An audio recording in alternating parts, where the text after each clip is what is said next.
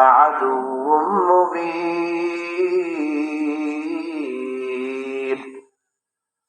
وقال رسول الله صلى الله عليه وسلم: خير القرون قرني ثم الذين يلونهم ثم الذين يلونهم، أو كما قال عليه الصلاة والسلام.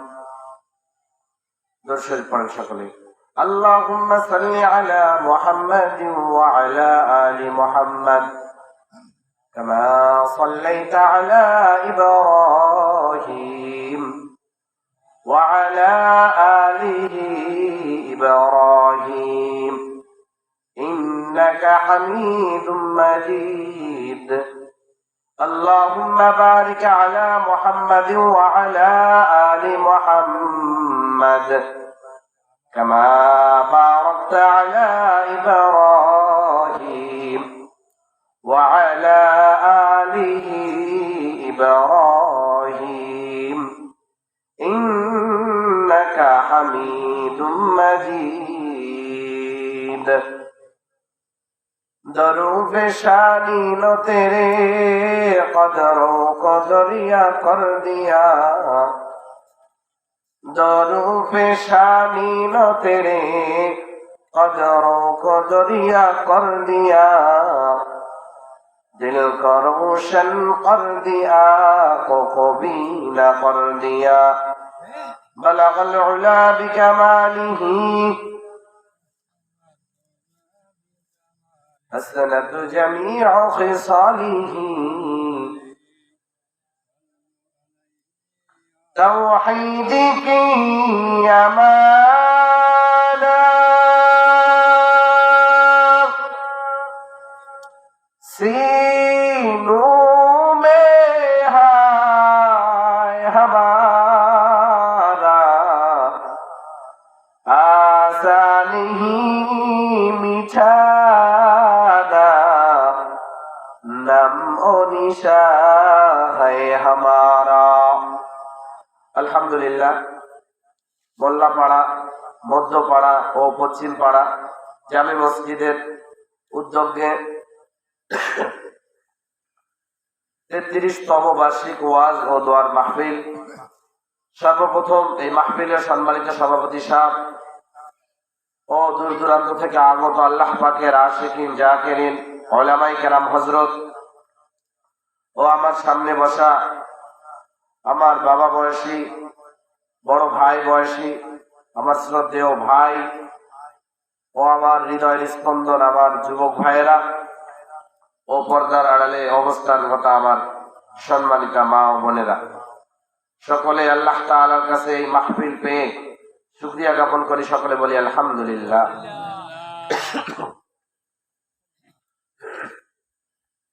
আল্লাহ তাআলা এই মাহফিলটা আমাদের জন্য অনেক বড় একটা নিয়ামত.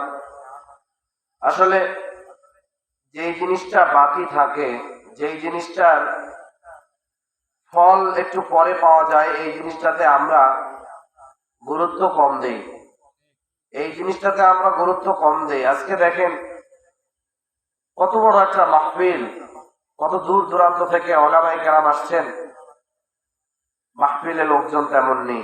বাস্তবিক কি নেই?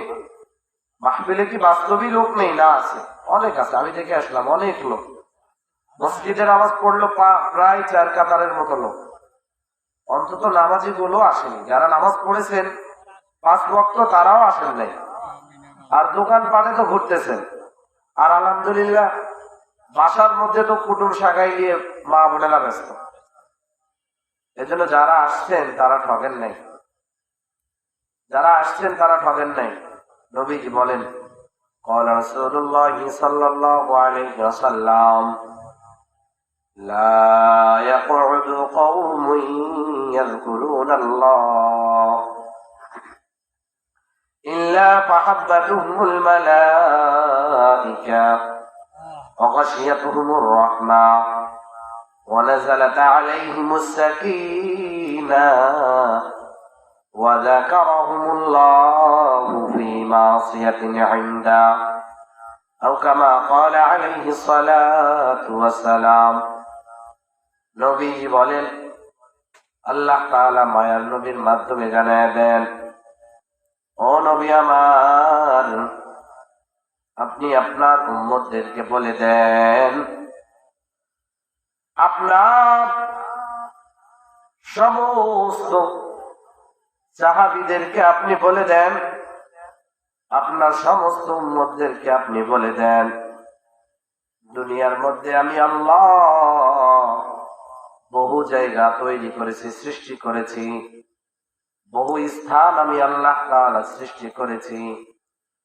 আমি আল্লাহ আসমান বানাইলাম, আমি আল্লাহ জমিন সৃষ্টি করেছি, আমি আল্লাহ মানুষ সৃষ্টি করেছি, আমি আল্লাহ তাআলা গাছ গাছালি গরু বাছুর সব কিছুকে আমি আল্লাহ তাআলা সৃষ্টি করেছি আমার গোলামি করার জন্য। জমিন সৃষ্টি করেছি মানুষের খেদমতের জন্য, গরু বাছুর সব কিছু দুনিয়ার মধ্যে পাঠিয়েছি মানুষের খেদমতের জন্য, কিন্তু মানুষকে পাঠিয়েছি আমি আল্লাহর খেদমতের জন্য। ও নবী, আপনি বলে দেন,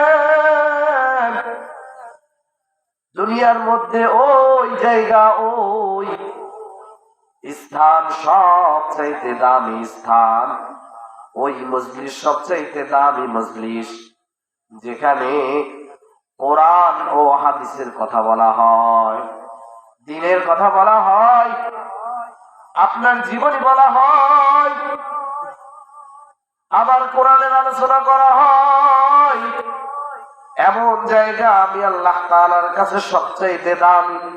সুবহানাল্লাহ বলবেন না? এখন হাদিস দ্বারা প্রমাণিত, আপনি এখানে বসে কি ঠকেছেন? দুনিয়ার মধ্যে এখন যত জায়গা আছে, সবচাইতে আপনি যেই মজলিসে বসে আছেন, যদি মুসলিম হন, নবীকে বিশ্বাস করেন, হাদিস মানেন, আল্লাহ তাআলাকে বিশ্বাস করেন, কালেমাকে বিশ্বাস করেন, কোরআনকে বিশ্বাস করেন, তো ওই বিশ্বাসকে পুঁজি করে মনে রাখেন, আপনি যেখানে বসে আছেন পৃথিবীর মধ্যে আসমান জমিনের মধ্যে সবচাইতে দামি এবং সবচাইতে আল্লাহ তাআলার কাছে প্রিয় মজলিস হলো এটা। قال رسول الله صلى الله عليه وسلم لا يقعد قوم يذكرون الله إلا فحبتهم الملائكة وغشيتهم الرحمة ونزلت عليهم السكينة وذكرهم الله في معصية عنده। ও বান্দা, দুনিয়ার মধ্যে আমি তোমাদেরকে পাঠাইলাম, দুনিয়ার মধ্যে আমি তোমাদেরকে পাঠিয়েছি, যুগে যুগে আমি নবী রাসূল পাঠিয়েছি, প্রতিটা যুগে আমি একটা একটা করে নবী পাঠিয়েছি, প্রতিটা যুগে আমি একটা একটা করে রাসূল পাঠিয়েছি। একসঙ্গে দুইজন রাসূল পাঠিয়েছি, নবী পাঠিয়েছি, পাঠান নাই? পাঠান নাই? মুসা কালিমুল্লাহ হারুনুর রশিদ সাহেবকে পাঠান নাই? একসঙ্গে যুগে যুগে আমি দুইটা রাসূলও পাঠিয়েছি, নবীও পাঠিয়েছি। আনা খাতামুন নাবিয়্যিন লা নাবিয়্যা বাদা, নবীর দরজা বন্ধ, নবী আর কখনো দুনিয়ার মধ্যে আসবেন না। বুখারী শরীফের হাদিস। আসবে আর নবী? আর কখনো আসবে? যদি মনে করেন আসবে তো ঈমানই নষ্ট হয়ে যাবে। আর নবী কখনো দুনিয়ার মধ্যে আসবে না। আল্লাহ তাআলা বলেন, ও বান্দা, দুনিয়ার মধ্যে আমি নবী উঠে নিয়েছি, দুনিয়ার মধ্যে আমি আর নবী পাঠাবো না, রাসূল পাঠাবো না, নবী আর আমি পাঠাবো না, রাসূলও পাঠাবো না। তবে ইন্নাল উলামা ওয়ারাসাতুল আমবিয়া, আমি আল্লাহ কত বড় কুদরতওয়ালা আল্লাহ, একবার তাকায় দেখো, আল্লাহ তাআলা যুগে যুগে উলামায়ে কেরাম আমাদের জন্য পাঠিয়ে দিয়েছেন, আগামীর আমাদের জন্য পাঠিয়ে দিয়েছেন, কাসেম নানুতুবিকে আমাদের জন্য পাঠিয়ে দিয়েছেন, ইমাম বুখারীকে আমাদের জন্য পাঠিয়ে দিয়েছেন, ইমাম আবু হানিফাকে আমাদের জন্য পাঠিয়ে দিয়েছেন, হাসান বসরিকে আমাদের জন্য পাঠিয়ে দিয়েছেন, আবু দাউদকে আমাদের জন্য পাঠিয়ে দিয়েছেন, তিরমিজিকে আমাদের জন্য পাঠিয়ে দিয়েছেন, ইবনে মালিককে আমাদের জন্য পাঠিয়ে দিয়েছেন আল্লাহ তাআলা। তোমরা তাদের অনুসরণ করো। বড় পীর আব্দুল কাদের জিলানীকেও আমাদের জন্য পাঠিয়ে দিয়েছেন। ও বান্দা, কেউ বলতে পারবা না যে দুনিয়ার মধ্যে আমরা নবী পাই নাই, রাসূল পাই নাই। এক সাহাবী আল্লাহর নবীকে জিজ্ঞাসা করলো, ইয়া রাসূলুল্লাহ, ইয়া হাবিবাল্লাহ, আমরা আপনাকে পেয়েছি। ওই যে হাদিসটা যেটা আমি খুতবায় বলেছি, قال رسول الله صلى الله عليه وسلم خير القرون قرني ثم الذين يلونهم ثم الذين يلونهم أو كما قال عليه الصلاة والسلام। নবীজি বলেন, সাহাবায়ে কেরাম ডাক দিয়া বলে, ইয়া রাসূলুল্লাহ, ইয়া হাবিবাল্লাহ, দুনিয়ার মধ্যে আপনি আছেন, আপনাকে আমরা পেয়েছি, আমাদের ভাগ্য বড় দামি, আপনাকে আমরা পেয়েছি। কিন্তু আপনার পরে যে উম্মত গুলো আসতে থাকবে, ধারাবাহিক ভাবে যারা আসতে থাকবে, যারা আপনাকে পাবে না, তারা কাদের অনুসরণ করবে?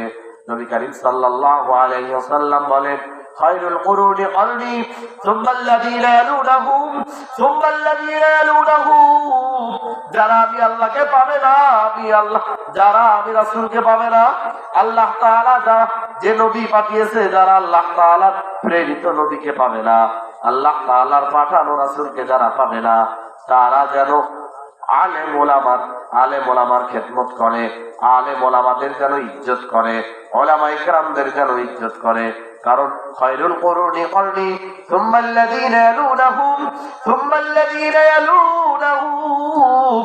কারণ আমি রাসূলের জামানায় যারা আসছে তারা ভালো, আমি রাসূলের জামানা থেকে যারা একটু পরে তারা আর একটু ভালো, তারপরে যারা তারা আর একটু ভালো। বাবারে, চিন্তা করে দেখেন, আমরা আস্তে আস্তে 1400 বছর পরে, শুধু 1400 বছর নয়, 1447 হিজরি চলতেছে। এই যে প্রায় 1450 বছর পরে আমরা আসছি। এরপরেও দেখেন আলহামদুলিল্লাহ, আমরা কোরআন পড়েছি, আমরা কোরআন হিফজ করেছি, আমরা হাদিসের দরজের মধ্যে বসেছি। নবীজি বলেন, যারা আমাকে পেল না, আমার হাদিসের দরজের মধ্যে বসেছে, এরা আমার রুহানি চাবি। যারা আমি রাসূলকে পাই নাই, আমি রাসূলের দরজের হাদিসের দরজের মধ্যে যারা বসলো, তারা যেন আমি রাসূলের সামনেই বসলো।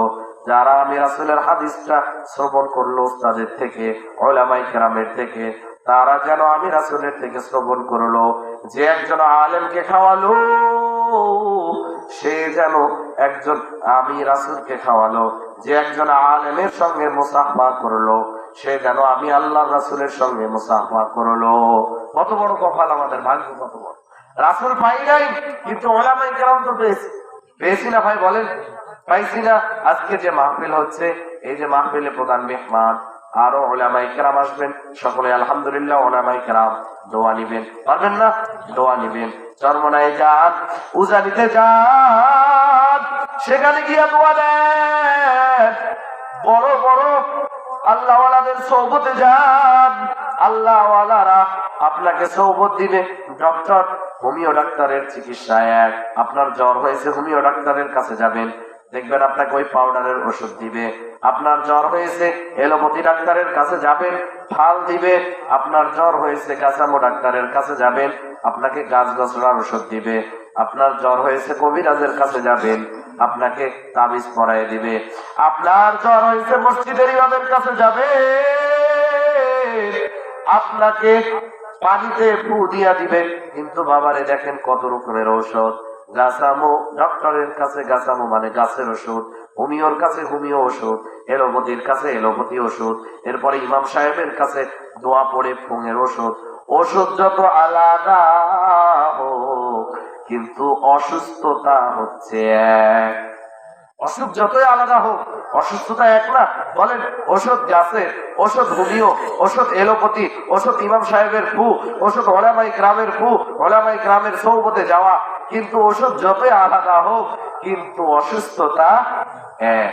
অসুস্থতা এক। এই অসুস্থ বলতে আমি অসুস্থ বুঝাতে চেয়েছি এমনটা না, আমি বুঝাতে চেয়েছি যে আমরা যে ইমানের দিক দিয়ে অসুস্থ, এই জন্য আমাদেরকে ইমাম সাহেবের কাছে যাইতে হবে, ওলামা ইকরামের কাছে যাইতে হবে। যাইতে হবে কিনা বলেন?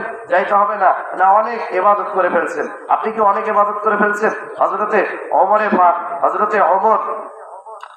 ওমর দ্বিতীয় খলিফা, ওনার আগের খলিফা যিনি নবীজির পরেই শ্রেষ্ঠ মানব, আবু বকর সিদ্দিক, যিনি সত্যবাদী, যেনার নামের পরে সিদ্দিক লকব দিয়েছিল, এমন ব্যক্তিটাও কান্না করতেছে।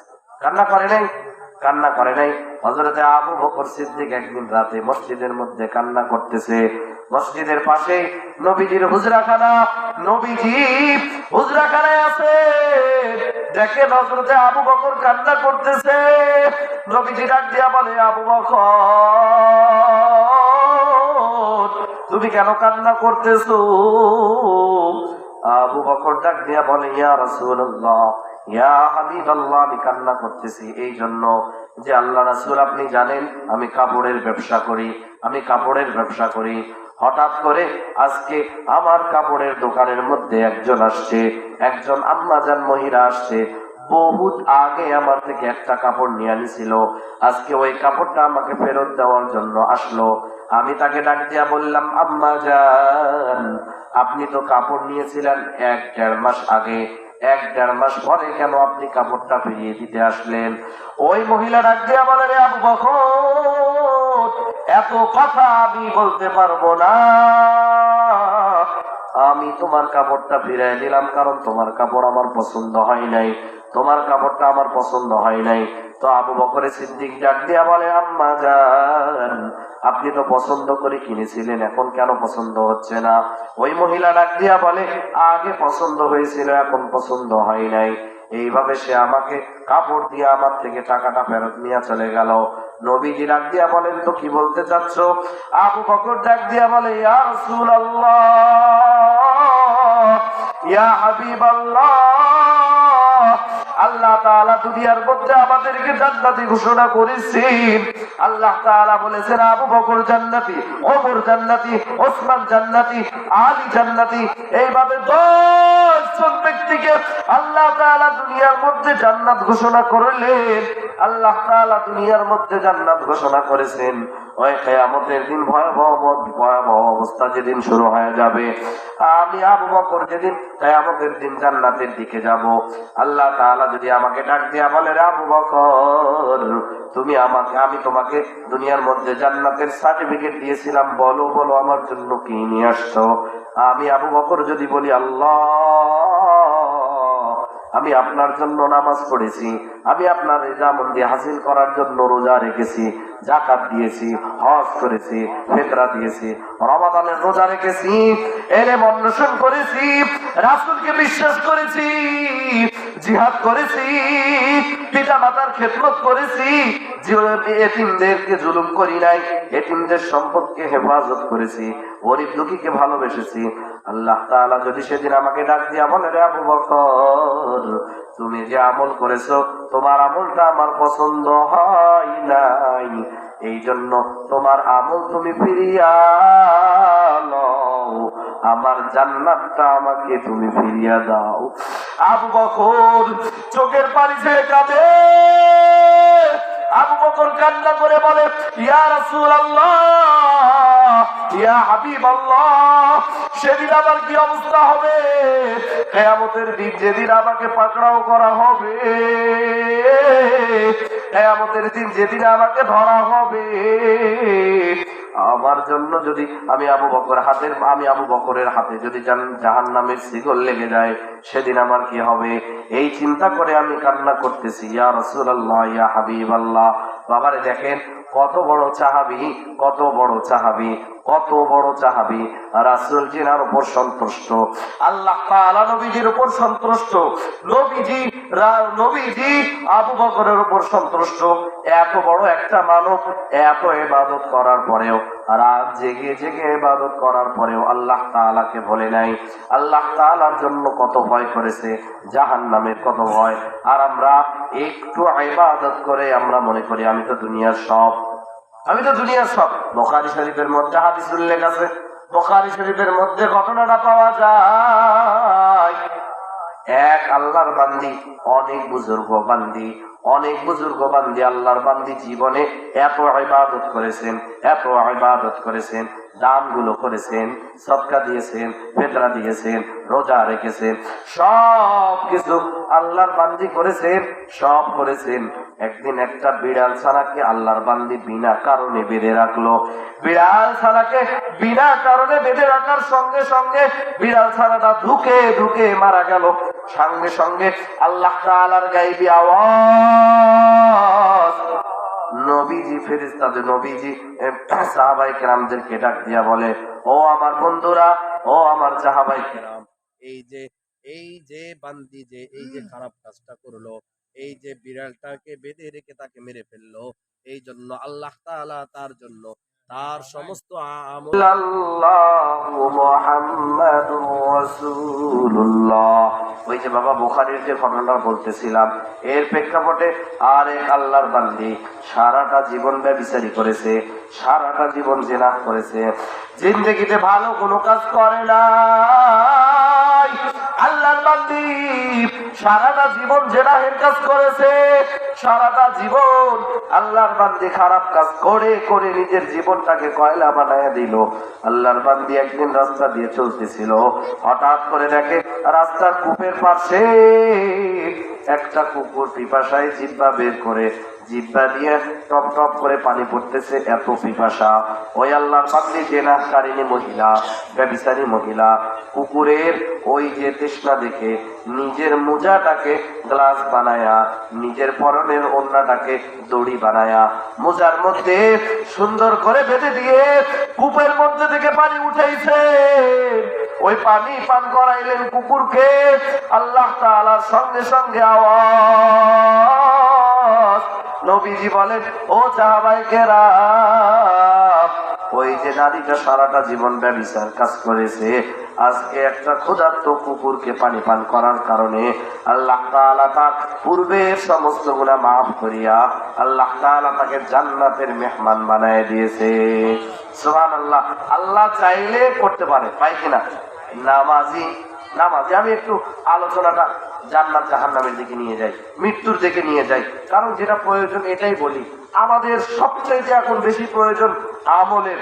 দেখেন ভাই, আমরা এমন পর্যায়ে গেছি, নামাজের কথা তো ভালো লাগেই না, ইসলামের কথাও শুনতে ভালো লাগে। এ মাহফিল করছেন, রাগ করিয়েন না। এই মাহফিল করে যে প্যান্ডেলে এসে বসেননি, এটা আল্লাহ তাআলার কাছে একটা ধোঁকাবাজি। আল্লাহ তাআলার কাছে ধোঁকা ছাড়া কিছু হতে পারে না। আপনি মাহফিল করলেন, এত টাকা আয়োজন করে মাহফিল করলেন, আর আপনি স্টেজে প্যান্ডেলে আসলেন না, কোরআনের কথা শুনলেন না, এটা কোরআন হাদিসকে অপমান করে। আল্লাহ তাআলা আমাদের সবাইকে কবুল ও মঞ্জুর করুক, সকল বলে না। তো যারা নামাজি বান্দা এদের আর যারা বেনামাজি বান্দা এদের কি অবস্থান এক হবে? কখনো হবে? বলেন। আল্লাহ তাআলা মিশকাত শরীফের মধ্যে হাদিসগুলো উল্লেখ আছে, আবু দাউদে হাদিসগুলো পাওয়া যায়, তিরমিজিতেও হাদিসগুলো পাওয়া যায়, সহিহুল বুখারীতে হাদিসগুলো পাওয়া যায়, মিশকাতেও হাদিসগুলো নোটভাবে করা আছে। আল্লাহর বান্দা, ভালো বান্দার যখন মৃত্যু হবে, ভালো বান্দা যখন মৃত্যুবরণ করে, খারাপ বান্দা যখন মৃত্যুবরণ করে, একটা খারাপ বান্দার মৃত্যু হয়ে গেল, আজকে একটা খারাপ বান্দার মৃত্যু হয়ে গেল। বান্দা কখনো 5 ওয়াক্ত নামাজ পড়ে নাই, বান্দা কখনো রোজা রাখে নাই, পিতা মাতার গোলামি করে নাই, পিতা মাতার অবাধ্য হয়ে চলেছে, আলেম ওলামাদেরকে সম্মান করে নাই, কোরআন হাদিস পড়ে নাই, এমন বান্দাটার যখন মৃত্যু হয়ে যায়, ওই যে বাবা আপনারা অ্যাম্বুলেন্স দেখেছেন, ওই যে বাবা পোস্টমর্টম করা যে লাশগুলোকে নেকড়ার মধ্যে করে পেঁচানো হয়, চটের বস্তার মধ্যে করে, ধারায়ের মধ্যে করে পেঁচানো হয়, খারাপ বান্দা যখন মৃত্যুবরণ করবে, আজরাইল আমিন আসেন, তার রূহটা এমন ভাবে হাতটা দেন, তার রূহটা জান থেকে বের হতে চায় না, কারণ তার রূহটা বড় খারাপ। কারণ তার রুটা জানে এখন আজরাইল আমাকে নিয়ে সঙ্গে সঙ্গে জাহান্নামে দিবে, আমার কবরের মধ্যে আযাব শুরু হয়ে যাবে। এই জন্য তার রুটা বের করতে চায় না। আজরাইল আমিন এমন করে থাপা দিয়া তার রুটা বের করে নেন। খারাপ বান্দার কথা বলতেছি। আজরাইল আমিন এমন করে থাপা দিয়া তার রুটাকে বের করে নেন। এরপরে এত গন্ধ তার রূহ। হাদিসের মধ্যে আসছে, ওলামায়ে কেরামদের থেকে শুনে এটাকে মিলাই নিবেন। হাদিসের মধ্যে আসছে রূহটা এত পরিমাণ গন্ধ, এত নিকৃষ্ট গন্ধ। ওই যে যখন আমরা খারাপ বান্দাকে কাপড় দাপন করি, যখন জানাজার নামাজ আমরা পড়াই, এই গন্ধটা যদি দুনিয়ার মানুষ অনুভব করতে পারত, এই গন্ধটা যদি দুনিয়ার মানুষ অনুভব করতে পারত, মদিনার নবী বলেন, তাহলে ওখানে একটা মানুষও দাঁড়ায় জানাজা পড়াইতে পারত না। এত গন্ধ, নিকৃষ্ট ব্যক্তির রূহ এত গন্ধ, এত গন্ধ। এই রূহটাকে নিয়ে আজরাইল আমিন উপরে চলে যান, আসমানের মধ্যে চলে যান। প্রথম আসমান থেকে ফেরেশতারা বলে, কে রে, এত নোংরা গন্ধ, একে নিয়ে পবিত্র আসমানের উপরে উঠতে দেওয়া যাবে না, একে দুনিয়ার মধ্যে নিক্ষেপ করো। এত নোংরা জিনিস উপরে আসমানের মধ্যে আনতে দেওয়া যাবে না, কারণ এখানে ভালো মানুষেরা যাবে। আজরাইল আমিন যখন জোর করবে, না একে নিয়ে আরশে আজিমে উপরে যাইতে হবে। ফেরেশতারা আসমানে কাজ করনেওয়ালা ফেরেশতারা বলবে না, তাকে উপরে আনা যাবে না, তাকে দুনিয়ার মধ্যে নিক্ষেপ করো। বাবা হাদিসের মধ্যে আসছে, আবার আপনার রূহটা যদি খারাপ হয়ে থাকে, ওই রূহটাকে এমন করে কবরের মধ্যে নিক্ষেপ করা হবে রে বাবা। ওই যে বাস পড়ে আপনারা দেখেছেন, ও বাবা, কোথাও যদি বাস পড়ে চড়াত করে শব্দ উঠিয়া ওই জায়গায় জ্বলে পুড়ে সারকার হয়ে যায়। খারাপ বান্দার রূহটাকে যখন কবরের উপর নিক্ষেপ করবে, ধাম করে এমন একটা আওয়াজ হবে, গোটা আওয়াজে কবরবাসীটা উঠছে উঠবে, গোটা আওয়াজে কবরটা এমন ভাবে লড়ে উঠবে রে বাবা, যেন তার রূহটা অনেক মাটির নিচে পুঁতে যাবে, আবার ওখান থেকে বের হবে, তাকে উপরে যাইতে দেওয়া হবে না। আল্লাহ তাআলা ডাকিয়া বলবেন, ফেরেশতার দল, এই বান্দাকে আমি দুনিয়াতে পাঠাইছিলাম, নিয়ামত দান করেছিলাম, হাত দিয়েছি, চক্ষু দিয়েছি, আমি আল্লাহ তাআলা মেধা দিয়েছিলাম। এই বান্দা দুনিয়ার মধ্যে ভালো কাজ করে নাই, এর কবরের মধ্যে জাহান্নামের সঙ্গে লাইন করে দাও। এবার পক্ষান্তরে যারা ভালো বান্দা রে বাবা, ও বাবা ঠকবেন না, যারা 5 ওয়াক্ত নামাজ পড়ে আপনারা ঠকবেন না। নবীজি বলেন, মদিনার নবী বলেন, যারা 5 ওয়াক্ত নামাজি বান্দা, এশার আযানের আগে এমনও বান্দা আছে মসজিদের মধ্যে চলে যায়, যায় না? ফজরের নামাজের আগে এমনও বান্দা আছে মসজিদের মধ্যে চলে যায়, তাহাজ্জুদের মুসাল্লায় যায়, কান্দে, আল্লাহ আমাকে ক্ষমা করো, আল্লাহ দুনিয়াতে আমি অনেক অপরাধ করেছি, আমাকে মাফ করে দাও, দুনিয়াতে আমি অনেক অন্যায় করেছি, আল্লাহ আমাকে ক্ষমা করে দাও। ও দয়ার মালিক, আসমানের নিচে জমিনের উপরে আমার মতো গুনাহগার আর কেউ নাই, আমি জানি আমার মতো নাফরমান আর কেউ নাই, আমি জানি আমার মতো হিংসুটে ব্যক্তি আর কেউ নাই, অহংকারী ব্যক্তি আর কেউ নাই, আমি এটাও জানি আল্লাহ আপনার মতো রহমত রহমান আর কেউ নাই, আল্লাহ আপনি আমাকে ক্ষমা করে দেন। এইভাবে যেই বান্দাগুলো চোখের পানি ঝরে ঝরে কান্না করে, বাবা এদের যখন মৃত্যু হবে, আজরাইল আমিন আসবে, এমন ভেসে আসবে, সুন্দর পাঞ্জাবি টুপি পরে সুন্দর ভেসে আসবে, এসে সালাম দিবেন, এসে সালাম দিবেন, ডাক দিয়া বলবে, ও আল্লাহর মেহমান, তোমাকে আল্লাহ ডাকছে, আল্লাহ তাআলা তোমাকে ডাকছে। ওই যে হাদিস আছে, ওই যে হাদিসের মধ্যে বলা হয়েছে, ইমানদারের জন্য মৃত্যু উপহার স্বরূপ, কথা ঠিক নেই? ইমানদারের জন্য মৃত্যু উপহার, যে ইমানদার তার জন্য মৃত্যু একটা উপহার, কারণ মৃত্যু হবে, জান্নাতে চলে যাবে। ইমানদারের জায়গা কোথায়? ইমানদারের জায়গা জান্নাত। ইমানদারের জায়গা কোথায়? জান্নাত। শুধু মাঝখানে একটাই ফরক, তাহলে মৃত্যু। ও বাবা, ভালো বান্দার যখন লাশটা আজরাইল আমিন যখন কবজ করবেন, ওই লাশটাকে সুন্দর করিয়া তার রূপটা সুন্দর করিয়া তার হাতের মধ্যে আসবে, উপরে যখন আরশে আজিম উপরে যখন নিয়ে যাওয়ার জন্য আজরাইল আমিন উপরে উঠবেন, উপর থেকে সবাই আখলান সাখলান জানাবে, একে রে, এত সুন্দর ঘ্রাণ নিয়ে উপরে আসছে, একে রে এত সুন্দর ঘ্রাণ নিয়ে উপরে আসছে, এ কোন আল্লাহর বান্দা, একে কি এমন ইবাদত করতে এত সুন্দর তার শরীর থেকে খুশবু সরায়। এই জন্য দেখবেন মাঝে মধ্যে অনেক কবর থেকে কিন্তু খুশবু বের হয় না? অনেক কবর থেকে আমরা দেখেছি। আমি আমাদের গ্রামে একজন কালা মানুষ, কালা কথা বলতে পারতেন না, আমরা খুব ছোট, ওই ছোট বাচ্চাদের মতো কালা মানুষ, কথা বলতে পারতেন না। উনি যখন মারা যান তখন ওনার কবর থেকে প্রায় 40 দিনের মতো একটা সুন্দর ঘ্রাণ বের হয়েছিল। এবং এই তো পার্শ্বে নিয়ামতপুরে কয়েক বছর, প্রায় 9-10 বছর আগে কবর থেকে সাপ বের হয়েছে, শুনেছিলেন কি? অনেক জায়গায় কবর থেকে আগুন বের হয়, অনেক জায়গায় কবর থেকে সাপ বের হয়। ও মুসলমান, আজকে আপনি কেমনে নামাজ না পড়ে থাকেন? কেমনে থাকতেছেন? বাহাদুরি করেন? এই বাহাদুরি থাকবে না বাবা, এই বাহাদুরি থাকবে না। এই মুহূর্তে মৃত্যু হলে আপনার লাশটা কেউ ধরে দেখবে না, আগে মাহফিল শেষ হোক, এরপরে আপনার জানাজা হবে। আপনার যদি এখন মৃত্যু হয়, সম্মান করিয়া কি আপনার জানাজা হবে? এখন হবে না, পশ্চিম কালেও হবে না, মৃত্যুবরণ করেন হবে না। আমার মৃত্যু হয়ে যাক, আমাকে সাইডে রেখে বাসার মধ্যে পাঠিয়ে দিবেন, হয়তো একটু কান্না করবেন, মন খারাপ করবেন, কিন্তু প্রধান বক্তার বয়ান চলবে না। আমার জন্য কি মাহফিল থেমে যাবে? কারোর জন্য থামবে? আপনি এখনো চিন্তা করতে পারতেছেন না বাবা, আপনি কি করতেছেন? আপনি জীবনে কি করলেন? 80 বছর বয়স, 90 বছর বয়স, কারো 100 বছর বয়স হয়ে যায়, কি করলেন আপনি এই বয়সে? আল্লাহ তাআলাকে দিয়ে কি দিবেন আপনি? এখানে অনেকেই এশার নামাজ পড়ে আছে, অনেকেই আছে এশার নামাজ পড়ে নেই।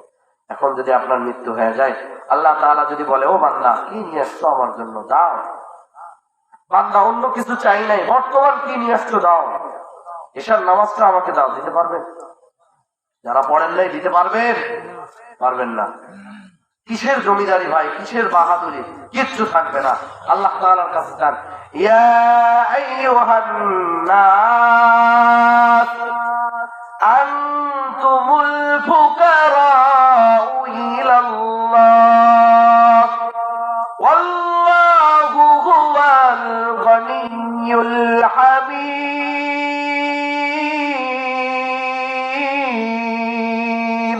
हकीकत से तू दुनिया बेखबर है, दुनिया की नुमाइश पर नजर है। ও বাবা, চাইতে হবে আল্লাহ তাআলার কাছে, দুনিয়ার কারোর কাছে চাইয়া লাভ নাই।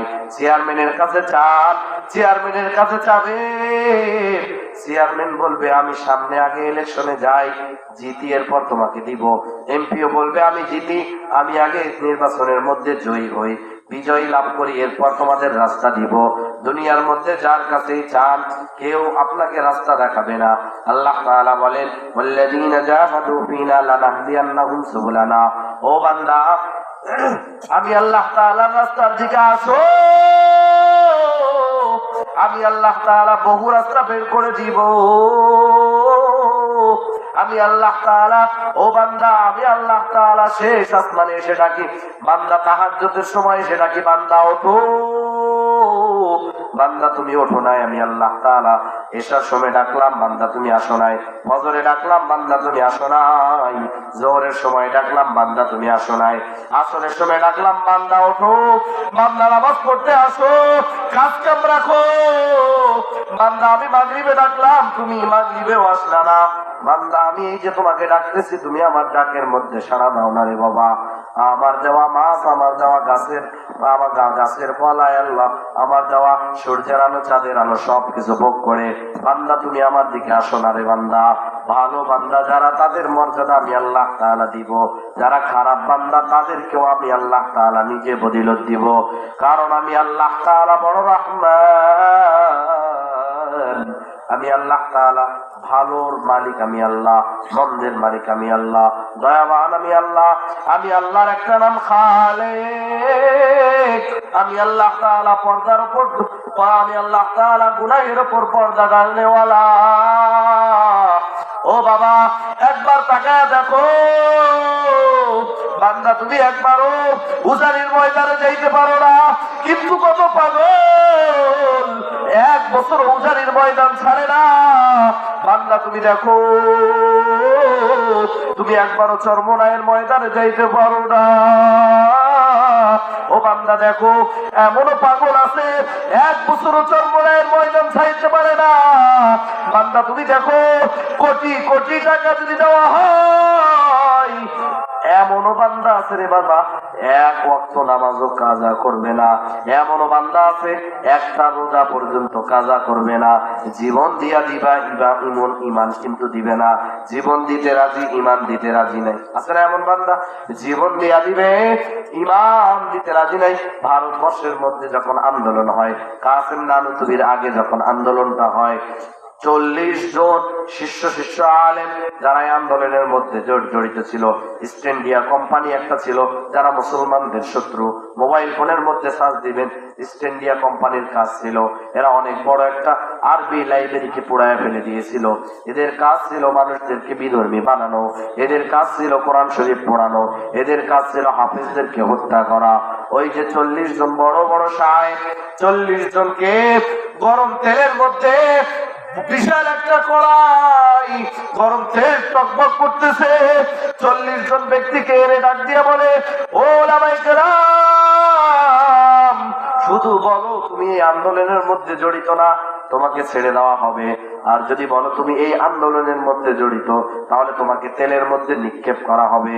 বাবারে, তেলের মধ্যে নিক্ষেপ করলে 1 সেকেন্ড দেরি লাগবে না, পুড়ে একেবারে সে ভাজা হয়ে যাবে। এইভাবে 40 জন, কত বড় ইমান তাদের। একজন বলে না আমি আন্দোলনে নাই, তাকে আবারও তেলের মধ্যে নিক্ষেপ করা হলো। মিনিটের মধ্যে, সেকেন্ডের মধ্যে পুড়ে একেবারে ভাজা হয়ে গেল। আর একজনকে নিক্ষেপ করা হলো। এইভাবে 40 জন শিষ্য আলেমকে হত্যা করা হয়েছে। এইভাবে করে করে মুসলমানদের ইসলাম চলে আসছে। ও বাবা, দেখেন তাদের ইমান কত বড় মজবুত ইমান, আর আমাদের ইমানের কি হালাত, আমাদের ইমানের কি হালাত চিন্তা করে দেখেন, আমাদের ইমানের কি হালাত, কি অবস্থায় আমরা চলে গেছি। আমরা আলেমদেরকে সম্মান করি না, আমরা কোরআনের মাহফিলকে ভালোবাসি না, টুপি পড়তে ভালো লাগে না, হুজুরদেরকে দেখলেই খারাপ লাগে। ইমাম সাহেব, আমরা তো বক্তা এসছি একদিনের জন্য, আধা ঘন্টা বা 1 ঘন্টা বয়ান করব। আপনাদের মসজিদের ইমাম প্রতি জুমায় বয়ান করে না? করে না ভাই? খারাপ কথা বলে? আমি এখানে যতটা কথা বলতেছি, আমি আমার পক্ষ থেকে চ্যালেঞ্জ করে বলতে পারি, আমার চাইতে ইম্পর্টেন্ট কথা উনি বলেন মসজিদে। প্রতিটা মসজিদের খতিব, প্রতিটা মসজিদের খতিব 1 লাখ 1.5 লাখ টাকা দিয়ে যে আপনারা বক্তা আনেন, এই 60,000 50,000 30,000 20,000 টাকা দিয়ে যে আপনারা বক্তা আনেন, এরা তো আর কি বয়ান করে? এরা জোকারি করে, বান্দরামো করে, এরপর টাকা নিয়ে জনগণের পকেট থেকে টাকা নিয়ে চলে যায়। আর মসজিদের খতিব, মসজিদের ইমাম প্রতি চাঁদে কখন কি ইবাদত করার প্রয়োজন, কখন কি দরকার, তা মসজিদের খতিব বয়ান করে। অথচ সেই খতিবের বয়ান বেতন 6,000, তাও 3 মাস বাকি। আছে না এমন? আমরা কি জাতি, 1 ঘন্টার জন্য একটা হুজুরকে নিয়ে এসে 1 লাখ টাকা দেই। অথচ মসজিদের ইমাম, যার উপরে আপনার আখিরাত নির্ভর করে, যার উপরে আপনার জান্নাত নির্ভর করে, আরে মসজিদের ইমামের যদি নামাজ না হয় আপনার নামাজ হবে না, মসজিদের ইমামের যদি রোজা না হয় আপনার রোজা হবে না, মসজিদের ইমাম যদি ওযু করে নামাজে না দাঁড়ায় আপনার ইমান হবে, আপনার নামাজ হবে না, মসজিদের ইমাম যদি নিজের তাকওয়াটাকে ঠিক না করে নামাজ পড়ে আপনার নামাজ হবে না। মসজিদের ইমামের উপর আপনার আখিরাত নির্ভর করে, আপনার ফুলসিরাত নির্ভর করে, আপনার ইহকাল পরকাল সব কিছু মসজিদের উপর, আপনার মসজিদের ইমামের উপর আপনার নির্ভর করে। কারণ আপনি যখন, একটা ইমাম যখন মসজিদের মধ্যে দাঁড়ায়, একটা ইমাম যখন ইমামতির মুসাল্লায় দাঁড়ায়, গোটা গ্রামবাসীর দায়িত্ব নিয়ে সে দাঁড়ায়। আর তার বেতন দেওয়ার সময় আপনার এত কিপামো করি, এত কিপটামো করি। একটা দিন বক্তা নিয়ে আস, ওকে 50,000 30,000 টাকা দিয়ে দিন। এটা ধোঁকাবাজি, এটা ধোঁকাবাজি। আপনি বলতে পারেন হুজুর আপনিও তো বক্তা, এবার বলতেছেন কেন? তো ঠিক নয়। আপনারা মনে হয় ভাইরাল হতে পারেননি, এই জন্য আপনাদের মার্কেট তেমন নাই, আপনাদের রেট কম, এই জন্য মনে হয় বলতেছেন না। কসম খোদার করে বলতেছি, হক কথা বলতে আমি আমার পিতা মাতাকে পর্যন্ত ছাড় দিই না। ওই যারা হুজুররা হক কথা বলে, সাধারণ জনতার দৌড় হলো ওদের চাকরি পর্যন্ত। আমি মসজিদের মুসল্লায় যদি আমি মসজিদের মেম্বারে যদি হক কথা বলি, আমার কমিটির দৌড় আমার চাকরি পর্যন্ত, এর ছাড়া কিছু করতে পারবো না, এছাড়া কিছুই করার নাই, ওর দৌড় আমার চাকরি পর্যন্ত। আমি আমার মসজিদে পরিষ্কার ভাবে বলে দিয়েছি, রোজা শেষ, রোজার ঈদ থেকেই বক্স বাজানো শুরু। আমি মসজিদে থাকা অবস্থায় যদি একটু বক্সের আওয়াজ আমি পাই, খবর আছে, সাহস হয়। যে বিয়েতে গেট হবে, ডেকোরেটর হবে, নাচ গান বক্স বাজানো হবে, বলেও দাওয়াত দিতে আসবেন না। আমি পরিষ্কার বলে দিয়েছি আমার তোমার বয়ান, সাহস নাই, আসবে দাওয়াত। আপনি কি করবেন? আমাকে রাখবেন না? রাখিয়েন না। 15-20 জন খতিব সাহেবের সঙ্গে আমি ইন্টারভিউ দিয়ে আপনার মসজিদে ঢুকেছি। এই ইন্টারভিউটা আমি অন্য জায়গায় দিয়ে সেখানে ঢুকতে পারবো? আরে আমার জন্মের আগে আপনার আমাকে সৃষ্টি করার আগে উপরওয়ালা রিজিক লিখে রাখছে, কিসের রিজিকের ভয় দেখেন? এই জন্য ইমাম সাহেবের কদর করবেন, করবেন তো ভাই, উনি অনেক বড় একজন ব্যক্তি। ইমাম সাহেব অনেক বড় একজন ব্যক্তি, যার উপর আপনার আখিরাত নির্ভর করে, যার উপরে আপনার ফুলসিরাত নির্ভর করে, যার উপরে আপনার জান্নাত নির্ভর করে, যার উপরে আপনার জাহান্নাম নির্ভর করে। ইমাম সাহেবকে কদর করবেন, মুয়াজ্জিন সাহেবকে কদর করবেন। এই মুয়াজ্জিন কিয়ামতের দিন তার নিয়ত যদি সহি থাকে, সে হযরতে বেলালের সঙ্গে দাঁড়াবে, তার মাথা উঁচু হবে, আপনার আমার হবে না, মুয়াজ্জিনের হবে। এই জন্য মুয়াজ্জিনের কদর করবেন তো ইনশাআল্লাহ, সকলে করবেন তো ইনশাআল্লাহ। ইমামুল আউয়ালিন আল আখিরিন বাহরে সাদাকা রাহমাতাল লিল আলামিন সাইয়্যিদুল কাওনাইন খাতমুল মুরসালিন আখির আমদ بود فقر الأولين شج وجوداش رحمة للعالمين مسجد উশদ হামারো এ জমিন। এই জন্য বাবা আমি আপনাদেরকে বলতে চাই, এখন যদি আমার মৃত্যু হয়ে যায়, আমার সন্তান কান্না করবে, আমার বিবিটা আমার জন্য কান্না করবে, গ্রামবাসী আমার জন্য কান্না করবে, কিন্তু কেউ আমার সঙ্গে যাবে না, কবর পর্যন্ত কেউ আমার সঙ্গে যাবে না। ও বাবা, আজকে আমি কত পাপ করলাম, আজকে আমি কত গুনাহ করেছি, আমার গুনার পরিমাণ কত হয়ে গেল, আমি একটাবারও চিন্তা করলাম না। 50টা বছর আমি কত জেনায় কাজ করেছি, আমি কতবার হাতের জেনা করলাম, আমি কতবার পায়ের জেনা করলাম, আমি এই পা দিয়া কতবার সিনেমা দেখতে গেলাম, আমি এই হাত দিয়া কত লোকের ক্ষতি করলাম, এই চোখ দিয়ে আমি কত বেগানাকে দেখলাম। ও বাবা, কিয়ামতের দিন আমার চোখের মধ্যে সীসা লাগানো হবে, আমার চোখের মধ্যে ব্রেক মেরে দেওয়া হবে। আল-ইয়াওমা নাখতিমু আলা আফওয়াহিহিম ওয়া তুকাল্লিমুনা আইদিহিম ওয়া তাশহাদু আরজুলুহুম বিমা কানু ইয়াকসিবুন। ও বাবা, কিয়ামতের দিন আমার মুখের মধ্যে ব্রেক মেরে দেওয়া হবে, আমার এই হাত কথা বলবে, হাত ডাক দিয়ে বলবে আল্লাহ আমাকে দিয়া চুরি করেছে, চোখ ডাক দিয়া বলবে আল্লাহ আমাকে দিয়া অন্যের মেয়ের দিকে দেখেছে, আমাকে দিয়া অন্যের স্ত্রীর দিকে দেখেছে, বেগানা নারীকে দেখেছে। এই হাতগুলো সাক্ষী দিবে আমাকে ব্যবহার করে এই পুরুষটা হস্তমৈথুন করেছে। এই চোখ সাক্ষী দিবে মোবাইল ফোনের মধ্যে দেখেন নারীর ছবি দেখেছে। পা সাক্ষী দিবে আমাকে নিয়ে সিনেমার হলে গিয়েছে। আমার পুরাটা বডি সাক্ষী দিবে রে বাবা। ইয়াসিন সূরার মধ্যে আল্লাহ তাআলা বলেন, আল-ইয়াওমা নাখতিমু আলা আফওয়াহিহিম ওয়া তুকাল্লিমুনা আইদিহিম ওয়া তাশহাদু আরজুলুহুম বিমা কানু ইয়াকসিবুন। ও বাবা, বাড়িয়ে কোনো কিছু বলতে আসি নাই রে বাবা। এই টুপিটা পরেছি কম বুঝে না, এই যে পাঞ্জাবিটা পরেছি কম বুঝে না, হাদিসের দর্শের মধ্যে বসেছি কম বুঝে না। ও বাবা, আমাদের বেতন নাই, ভাই আমরা নাকি খাবারও পাবো না। জেনারেল শিক্ষিতরা আমাদেরকে অনেক অনেক সময় অনেক ভাবে ছোট করে দেখে। ও বাবা, দুনিয়ার মধ্যে ওলামায়ে কেরাম কোন জেনারেল শিক্ষিতের ব্যাপারে হাদিস নাই, কোরআন নাই। ওলামায়ে কেরাম, আউযু বিল্লাহি মিনাশ শাইতানির রাজিম, ইন্নাল উলামা ওয়ারাসাতুল আম্বিয়া। এইজন্য অহংকারী করবেন না রে বাবা। ওয়াইলুল লিকুল্লি হুমাযাতিল লুমাযা আল্লাযী জামাআ মালান ওয়া আদ্দাদা ইয়াহসাবু আন্না মালাহু আখলাদা কাল্লা লায়ুনবাযান্না ফিল হুতামা ওয়া মা আদরাকা মাল হুতামা।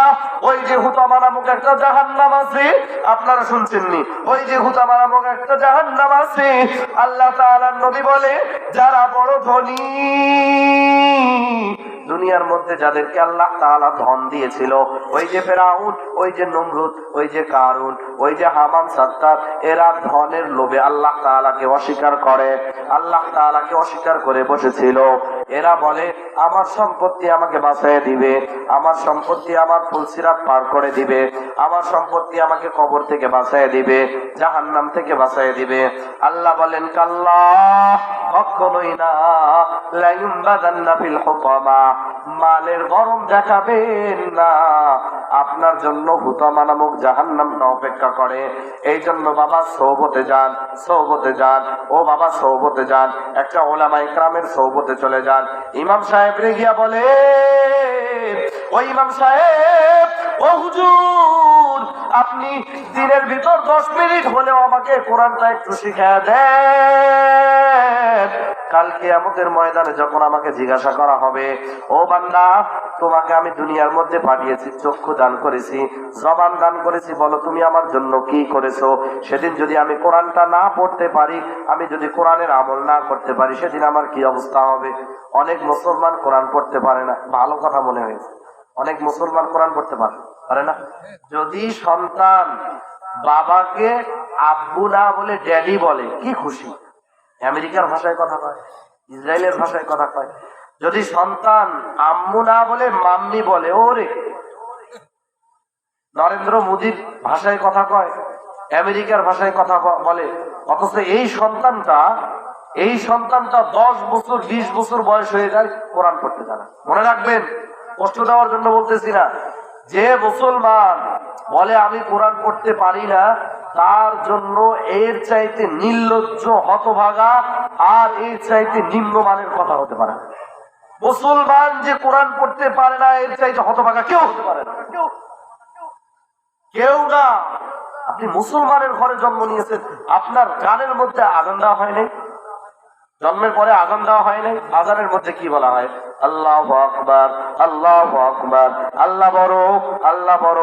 এইভাবে যখন আমার জন্মটা হয়ে গেল, আমার কানের মধ্যে শুনে দেওয়া হলো আল্লাহু আকবার, আল্লাহু আকবার, আল্লাহ বড়, আল্লাহ বড়। এরপরে 5 ওয়াক্ত প্রতিদিন মাইকের মধ্যে শুনে দেওয়া হয় আল্লাহু আকবার, আল্লাহু আকবার, আল্লাহ বড়, আল্লাহ বড়। এমনকি ডেইলি একামতের মধ্যে শুনে দেওয়া হয় আল্লাহু আকবার, আল্লাহ বড়, আল্লাহ বড়। এমনকি আমার যেদিন মৃত্যু হয়ে যাবে, সেদিনও বলা হবে আল্লাহু আকবার, আল্লাহ বড়, আল্লাহ বড়। ও বাবা, বান্দা জন্মের শুরু থেকে নিয়ে শেষ পর্যন্ত যেই বান্দাটা বলে আল্লাহু আকবার, আল্লাহু আকবার, আল্লাহ বড়, আল্লাহ বড়, এই বান্দাটা বলতে পারে না আমেরিকা বড়, ইসরায়েল বড়, জো বাইডেন বড়, ভারত বড়, এই কসাই নরেন্দ্র মোদী বড়। বলতে পারে?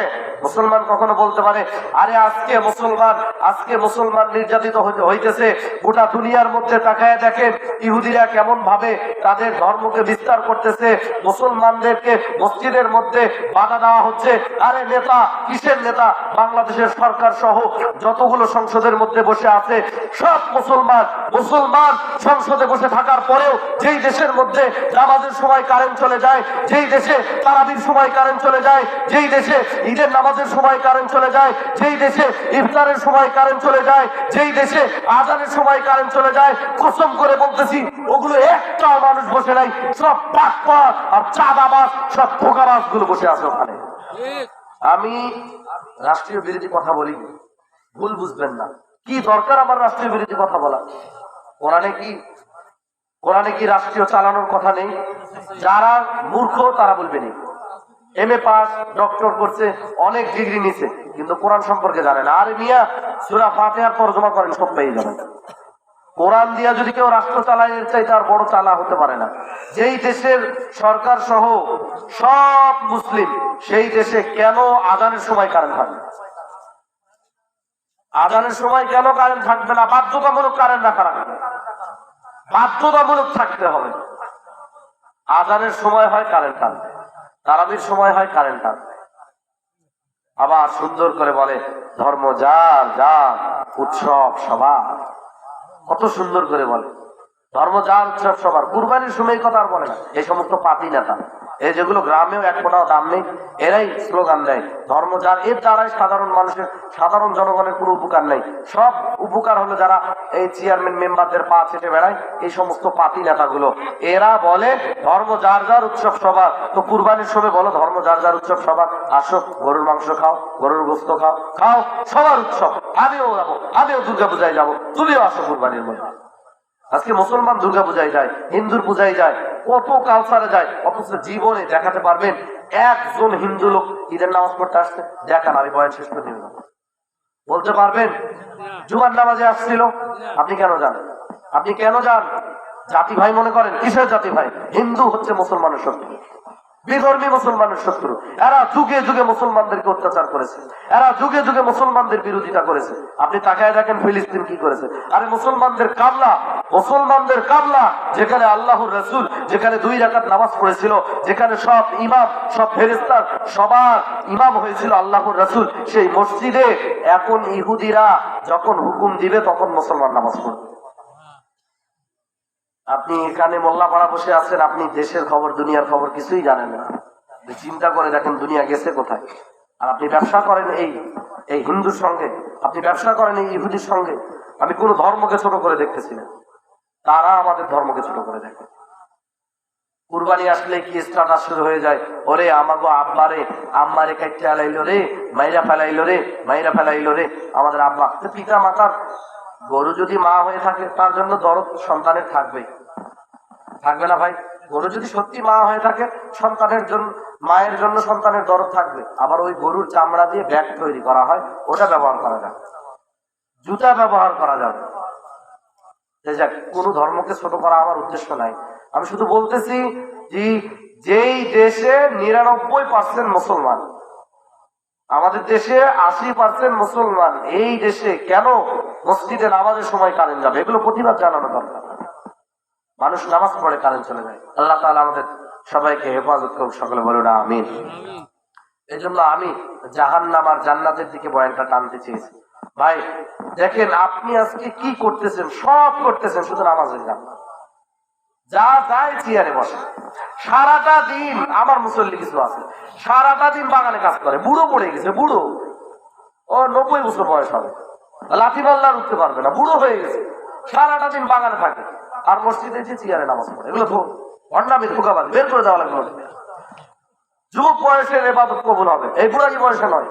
সারাটা জীবন আকাম কুকাম করে, সারাটা জীবন বেয়াদবি, যত আকাম কুকাম সব করে, এই শেষ বয়সে এসে কোমর চলে না, তখন যে চেয়ারে মসজিদে নামাজ পড়ে, ইমামকে একবার গালি দেয়, একবার মুসল্লিদেরকে বকে, একবার মুয়াজ্জিনকে বকে, ছোট বাচ্চাদেরকে বকে। এগুলো মসজিদ থেকে বের করে দেওয়া দরকার। এই জন্য যুবক বয়সের ইবাদত মানুষ পছন্দ করে। রাগ হচ্ছে নাকি ভাই? রাগ হয় না। যুবক দেখেন, আপনি চিন্তা করে দেখেন, আমি যুবক, আমার বয়স কেমন হবে? 23, 24, 24 তো আমি 24 বছরের যুবক। এই যে আমার সামনে অনেক বাবাজি বসে আছে, আমি এখানে যত জোরে কথা বলতেছি, চিল্লাইতেছি, আপনি পারবেন? আপনি পারবেন? বলেন, আপনি পারবেন? লিখিত ভাবে দিতে হবে, এভাবে বলা যাবে না। আপনি পারবেন? বলেন। আপনি আমার মতো এখানে চেয়েছে কথা বলতে পারবেন? একদিন পেরেছিলেন না?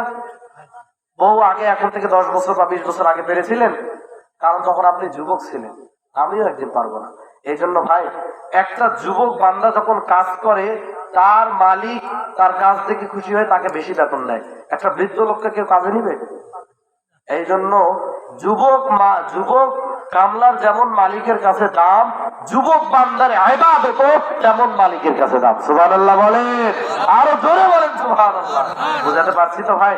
ভাই বুঝাতে পারছি তো? সবতে সা লেহতরা সালেহ কুনাদ, সবতে তা লেহতরা তালেহ কুনাদ, এক জামানা সবতে বা আউলিয়া বেতারদ সদ সালে তাআত বেরিয়া মাইলে মুমিন সোয়ে মুমিন মিসাওয়াত, মাইলে কাফির সোয়ে কাফির মিসাওয়াত।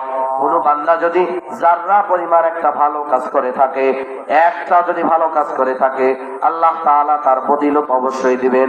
ওই যে বনি ইসরাইলের মধ্যে দুইজন আল্লাহর বান্দা সফর করতেছেন, জঙ্গলের পথ দিয়া সফর করতেছে, বিশাল সফরের মধ্যে যাইতেছে। সফরের মধ্যে যায় দুইজন বন্ধু এখন বুদ্ধি করেছে, ও বন্ধু তুমি এক সন্ধ্যা রান্না করবা, তুমি সকালে রান্না করবা, আমি রাতে রান্না করব। একজন সকালে একজন রাতে। তো যে সকালে রান্না করে ও সারাটা দিন ঘোরে, যে সকালে রান্না করে সে রান্না করে, অপরজন বন্ধু ঘুরে বেড়ায়। যে বিকালে রান্না করে অপরজন বন্ধু আবার বিকেলে ঘুরে বেড়ায়।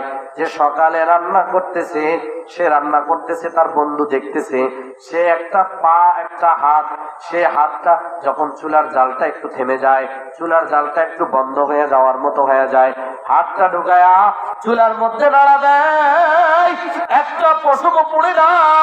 আল্লাহর বান্দা এইভাবে করে করে হাতটা দিয়া দিয়া আল্লাহর বান্দা চুলাটা জাল দেয়, এইভাবে কয়লা বের করে হাত দিয়া, হাতের পশম পড়ে না। ওই বন্ধু ডাক দিয়া বলে, পাশের বন্ধু খাবারের সময় রাতের বেলা যখন ঘুমাইতে যাবে, তখন বন্ধু বলে, ও বন্ধু আমি তোমার একটা গোপন জিনিস দেইখা ফেলাইছি, আমি তোমার একটা গোপন জিনিস দেইখা ফেলাইছি, আমি তোমার একটা গোপন জিনিস দেইখা ফেলাইছি। বন্ধু বলো, তুমি কি এমন ইবাদত করো, কি এমন আমল করো, দুনিয়ার আগুন তোমার হাতে কেন স্পর্শ হয় না? বলে, বন্ধু তুমি কি দেখেছো? বলে, তুমি ওই যে হাত ঢুকায় রান্না করো, হাত দিয়া তুমি যে জাল দিয়া আগায় আগায় দাও, তোমার হাত পড়ে না, পাও পড়ে না। বলো তুমি কি ইবাদত করেছো? পাশের বন্ধু ডাক দিয়া বলে, ও বন্ধু আমার, তুমি যেহেতু আমার গোপন রহস্য দেখতে পেরে গিয়েছো, এই জন্য আমি তোমার কাছে আর গোপন করব না। বনি ইসরাইলের এই ঘটনাটা ওই আল্লাহর বান্দা বলে, আমার এটার কারণ একটা, আল্লাহর বান্দির দোয়ার বদিলতে। ও বাবা, দোয়ার বড় দাম। পীর সাহেবদের দোয়া নিবেন, মসজিদের ইমামের দোয়া নিবেন, খতিব সাহেবদের দোয়া নিবেন, উলামা ইকরামদের দোয়া নিবেন, আলেমগণের দোয়া নিবেন। ও বাবা, ওই যে দুই যুবকের কথা বলতেছিলাম, অপর যুবক এখন তাকে শুনাইতেছে, ও বন্ধু আমার, আমি একটা নেক দোয়া পেয়েছিলাম। নেক বান্দার দোয়া বড় দোয়া রে বাবা। নেক বান্দা যদি একটা গাছের দিকে তাকায়, একটা বদ বান্দা গাছের দিকে তাকায়, যদি নারকেলের দিকে তাকায়, নারকেল শেষ। তো যে বান্দা বদ নজরে নারকেল ঝরে যায়, আরেকটা ভালো বান্দা যদি একটা নারকেল গাছের দিকে তাকায়, বদ বান্দার বদ নজরে যদি নারকেল ঝরে যায়, তো বলেন তার নেক নজরে কি নারকেল আটকাইতে পারে না? ও বান্দা এইভাবে গল্প শোনাইতেছে যে আমি অনেক ধনী ছিলাম, আমি অনেক বড় ধনী ছিলাম, আমার বাসাটা অনেক বড় ছিল, 2-4 তলা বিল্ডিং ছিল। আমি ছাদের উপরে বসে, আমাদের পাশের বাড়িতে একটা মেয়ে থাকতো, তার বাবা আর মেয়েটা থাকতো, মা নাই। ওই মেয়েটা দেখতে অনেক সুন্দর, ছাদের উপর থেকে ওই মেয়েটাকে আমি দেখতে পেয়ে গেলাম, অপরূপা সুন্দরী। আমি আমার বাবাকে প্রস্তাব দিলাম, ও বাবা, আমি ওই মেয়েটাকে বিবাহ করতে চাই, যত টাকার বিনিময় হোক মেয়েটাকে আমি চাই। মেয়েটা ছিল বড় গরিব। এইভাবে করিয়া তার বাবা মেয়ের বাবার কাছে প্রস্তাব নিয়ে যায়। মেয়ে যেমন বুজুর্গ, মেয়ের বাবাও তেমন বুজুর্গ, টাকা পয়সার কোনো ধার ধারে না। আর এই ছেলেটা সবসময় মদ, গাঁজা, ফেন্সিডিল এগুলো ব্যবহার করে, সব সময় শরাব, আগে তো ছিল শরাব, শরাব পান করে, মদ পান করে, সব সময় নোংরা মেয়ে মানুষদেরকে নিয়ে আড্ডা দেয়। ওই মহিলাটা তার প্রস্তাবকে ফিরিয়ে দিল, তার বাবাও তার প্রস্তাবটাকে ফিরাইয়া দিল। ওই বন্ধু ডাক দিয়া বলে, ও বন্ধু আমার, এই ঘটনার কিছুদিন পরে ওই মেয়েটার আরেকটা জায়গায় বিবাহ হয়ে গেল, আরেকটা জায়গার মধ্যে বিবাহ দিয়া দিল। তার বাবা যার সঙ্গে বিয়ে দিল সেও বড় নেক বান্দা, কিন্তু বিয়ে দেওয়ার পরে তার ওই স্বামীর কাছে তার 3টা সন্তানও হয়েছে। 3টা সন্তান হওয়ার পরে তার স্বামী কোনো একটা রোগে জটিলতা একটা রোগে মারা গেল। তার স্বামী মারা যাওয়ার পর মেয়েটার বড় করুণ অবস্থা, সন্তান নিয়ে রাস্তায় নামছে, মানুষদের কাছে সাহায্য তুলে তুলে সন্তানদেরকে খাওয়ায়। এইভাবে করিয়া ওই আল্লাহর বান্দি তার সন্তানদের আহার অন্বেষণ করে, ওই আল্লাহর বান্দি এইভাবে করিয়া তার সন্তানদের আহার গুলো জোগাড় করে। এইভাবে একদিন আমার বাবার তখন অনেক ধন সম্পদ, আমি তখনও বিবাহ করি নাই।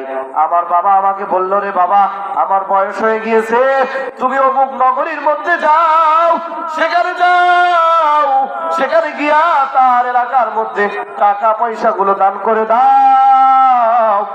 যে এলাকার মধ্যে আমার বাবা পাঠিয়েছিল ওই এলাকাটা ছিল ওই মেয়ের এলাকা যেখানে তার বিবাহ হয়েছে। বিবাহ হওয়ার পর তার স্বামী মারা গিয়েছে, 3টা সন্তান। আমি ওই এলাকায় যাওয়ার পরে ওই মেয়েটাকে দেখলাম, সে সাহায্য নেওয়ার জন্য লাইনের মধ্যে দাঁড়ায় গেল। আমি সবাইকে সাহায্য দিতেছি। ওই মেয়েটাকে দেখার পরে আমি তার দুর্বলতার সুযোগ নিয়ে নিলাম। আমি তাকে ডাক দিয়া বললাম, তুমি অমুক মেয়ে, আমি তোমাকে চিনেছি, তুমি তো আমাকে দুনিয়াতে কখনো পাত্তা দেও নাই, আমি তোমার সঙ্গে জেনার কাজ করতে চাই, তাহলে আমি তোমাকে আজকে অনুদান দিব না, হয়তো দিব না। বাবা দেখেন, যারা মুমিন, আমি শুরুতেই বলেছি, যারা মুমিন তারা জীবন দিবে, ইমান দিবে না, না খেয়ে মরে যাবে, কখনো ইমান নষ্ট করবে না। এরপরে এটা বলি শেষ করে দিব, হুজুর চলে আসছে, আর কথা বলা ঠিক হবে না। তো আল্লাহর বান্দি এরপরে তাকে বলল, তুমি একটা বেঈমান, তুমি একটা নিমক হারাম, তোমার জন্য আমি আমার সতীত্ব নষ্ট করতে পারবো না। আমি আল্লাহ তাআলাকে বিচার দিলাম। তার সন্তানটা ডাক দিয়া বলে, মা চলে যাইতেছো কেন? তার কাছে খানা আছে, মা সে আমাদেরকে খানা দিবে, আর এই খানাকে আমরা পেট ভরাবো, এই খানাটাকে আমরা আমাদের ক্ষুধা নিবারণ করব। মায়ের সন্তানকে ডাক দিয়া বলে, রে বাবা, ওই যে সাত্তার, ওই যে গফফার, ওই যে রহমান, ওই যে মালিক আমার বাসার দরজার সামনে খাবার দিয়ে দিছে, আমি বাসায় যা দেখবো রাজ্জাক আমার জন্য খাবার পাঠায় দিছে। সুবহানাল্লাহ বলেন। আল্লাহর বান্দি আর দেরি করলেন না, বাসার দিকে যাইতে লাগলেন। বাসার দিকে যাওয়ার সময় এই বান্দা চিন্তা করতেছে, এখন যদি সে আল্লাহকে বিচার দিয়ে দিয়েছে, আমি খানা না পাঠাইতে পারলে ওর কাছে যাবে খানা, আর আমার কাছে আসবে গজব। এরপরে বান্দা সেখানে খানা পাঠিয়ে দেয়। আল্লাহর বান্দি খানা খেয়ে দোয়া করে দেয়, আল্লাহ, এই বনী ইসরাইলের যুগে যে বান্দা আমাকে খাওয়ালো, ক্ষুধার্ত পেটে একটা জেনাকারের মুখ দেখলাম, আর ক্ষুধা নিবারণ করে খেয়ে একটা ভালো মানুষের মুখ দেখতে পারলাম না। আল্লাহ, যে আমাকে এই খানা দিল তাকে তুমি দুনিয়ার আগুন থেকে হেফাজত করো। বন্ধু আমার, এই সেই আগুন, এই দোয়ার বদিলতে আল্লাহ তাআলা আজকে আমাকে আগুন থেকে বাঁচায়। সুবহানাল্লাহ। এই জন্য হুজুর চলে আসলেন, আর কথা বলবো না। আমি যতটুকু কথা বললাম, একটু চেষ্টা করেছিলাম জান্নাত জাহান্নামের দিকে। এই জন্য ভাই, যেটা আমার মূল কথা ছিল, নামাজ ছাড়বেন না। সকলে নামাজ পড়বেন তো ইনশাআল্লাহ? সকলে বলেন ইনশাআল্লাহ। হুজুর আসলে হুজুরের সামনে সকলে কথা দেন, সকলে নামাজ পড়বেন তো ইনশাআল্লাহ? হুজুর আপনাদের জন্য দোয়া করে দিবে। আল্লাহ তাআলা আমি যতটুকু কথা বললাম, সর্বপ্রথম আমাকে সাথে আপনাদের সবাইকে মেনে চলার তৌফিক দান করুন। সকলে বলেন আমিন। ওয়া আখিরু দাওয়ানা আলহামদুলিল্লাহি রাব্বিল আলামিন।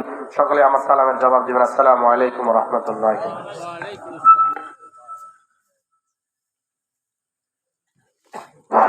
সম্মানিত হাজিরিন, সম্মানিত উপস্থিতি, আমাদের প্রধান বক্তা, প্রধান আলোচক, প্রধান মেহমান, আজকের মাহফিল প্রধান আকর্ষণ, আমাদের মাঝে উপস্থিত